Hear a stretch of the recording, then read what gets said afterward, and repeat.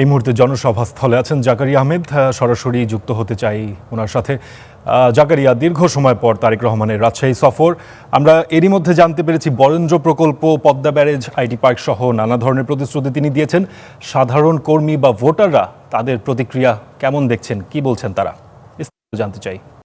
আমরা যে জায়গাটা দাঁড়িয়ে আছি মাদ্রাসা ময়দান রাজশাহীর, সমাবেশের কিছুক্ষণ আগে শেষ হয়ে গেছে। বিএনপি চেয়ারম্যান তারেক রহমান তিনি বক্তব্য দিয়েছেন, তিনি এই সমাবেশ থেকে কিছুক্ষণ আগেই চলে গেছেন। আমরা দেখতে পাচ্ছি নেতাকর্মীরা এখনো এখানে রয়েছে, রাজশাহীর যারা স্থানীয় নেতাকর্মী রয়েছেন তারা মঞ্চে নিজেরা তাদের যে নির্বাচনী প্রচারণা সেই প্রচারণা চালাচ্ছেন।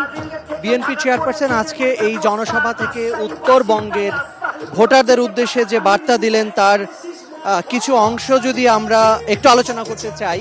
তিনি প্রথমেই বলেছেন 22 বছর পরে তিনি এই রাজশাহী এসেছেন। যদিও রাজশাহীতে তিনি সবশেষ 2004 সালে এসেছেন, সে স্মৃতিচারণ করেছেন এবং বলেছেন রাজশাহীর সঙ্গে তার একটি আত্মিক সম্পর্ক রয়েছে। এবং শুরুতেই তিনি বলেছেন নির্বাচনী প্রচারণা সারা দেশে যেভাবে চলছে, অনেক জায়গাতেই প্রতিপক্ষের সমালোচনা মুখর থাকে সেই নির্বাচনী প্রচারণা। তিনি বলেছেন একটু ব্যতিক্রমভাবে শুরু করতে চান এবং আজকের এই জনসভা থেকে তিনি বলেছেন সারা বাংলাদেশে যদি কোনো অনাকাঙ্ক্ষিত ঘটনা ঘটে থাকে তার সুষ্ঠু তদন্ত এই অন্তর্বর্তীকালীন সরকার যেন করে, সেই দাবি তিনি করেছেন। এবং সেখানে বিএনপির কোনো কর্মী কিংবা নেতার যদি কোনো জড়িত থাকার প্রমাণ পাওয়া যায় সেক্ষেত্রে আইন অনুযায়ী তার বিচার হোক, সেটি তিনি চান, সে প্রত্যাশা তিনি করেছেন এবং এই তদন্তে বিএনপি সহায়তা করবে সেরকম বার্তাও তিনি দিয়েছেন। পাশাপাশি তিনি বলেছেন যে এই উত্তরবঙ্গে বা পদ্মা, তিস্তা, ব্রহ্মপুত্র এই নদীগুলোর বেষ্টিতই হচ্ছে উত্তরবঙ্গের জেলাগুলো, উত্তরবঙ্গের জনপদ।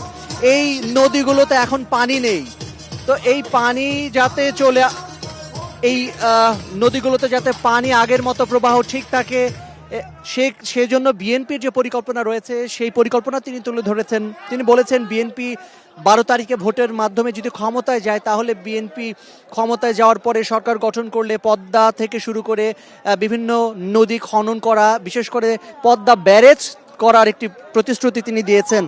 বিএনপি ক্ষমতায় গেলে তো পদ্মা ব্যারেজ করার ঘোষণা তিনি দিয়েছেন। পাশাপাশি বলেছেন যে এই এলাকার যারা শিক্ষিত বেকার রয়েছে তাদের কর্মসংস্থানের ব্যবস্থা বিএনপির তরফ থেকে করা হবে। বিশেষ করে এই এলাকা কৃষি অধ্যুষিত, উত্তরবঙ্গ কৃষি অধ্যুষিত জনপদ, এখানকার কৃষকদের এবং বিভিন্ন প্রণোদনা সহ তিনি একটি সুস্পষ্ট ঘোষণা দিয়েছেন বিএনপি ক্ষমতায় গেলে 10,000 টাকা পর্যন্ত যাদের কৃষি ঋণ রয়েছে তার সুদ সহ সেই কৃষি ঋণ তিনি মওকুফ করে দেবেন। অর্থাৎ বিএনপির তরফ থেকে 10,000 টাকা পর্যন্ত যাদের কৃষি ঋণ রয়েছে সুদ সহ সব ঋণ তিনি মওকুফ করে দেবেন।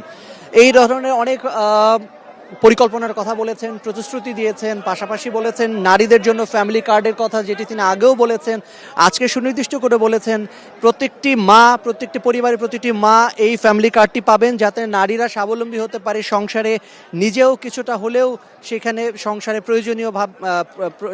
প্রয়োজনে সহায়তা করতে পারে, সেই উদ্যোগটি তার রয়েছে। পাশাপাশি তিনি বলেছেন যে 12 তারিখে যদি জনগণ বিএনপিকে জয়যুক্ত করে তাহলে 13 তারিখ থেকেই বাংলাদেশে শুরু হবে জনগণের দিন। অর্থাৎ বাংলাদেশের স্বাধীনতা, সার্বভৌমত্ব এবং গণতন্ত্রকে সুসংহত করার জন্য তিনি ভোটারদেরকে, বিশেষ করে উত্তর অঞ্চলের ভোটারদেরকে সজাগ থাকার আহ্বান জানিয়েছেন। কারণ 12 তারিখে ভোটের মাধ্যমেই বাংলাদেশের নতুন করে স্বপ্ন দেখা শুরু হবে। তো সে পর্যন্ত সবাইকে সজাগ থাকার আহ্বান জানিয়েছেন এবং ধানের শীষকে জয়যুক্ত করার আহ্বানও তিনি জানিয়েছেন। তো এই ছিল আমার কাছে এখানকার সমাবেশের সবশেষ। বিএনপি চেয়ারম্যান তারেক রহমান পরবর্তীতে নওগাঁ আরেকটি সমাবেশ রয়েছে, সেখানে যাবেন, সেখানে আমাদের সহকর্মীরা রয়েছেন, নিশ্চয়ই আমাদের যারা স্টার নিউজের দর্শক রয়েছে আমরা তাদেরকে সেই সমাবেশটিও দেখাতে পারবো। তো আপাতত এখন চলে যাচ্ছি আমি ঢাকার স্টুডিওতে।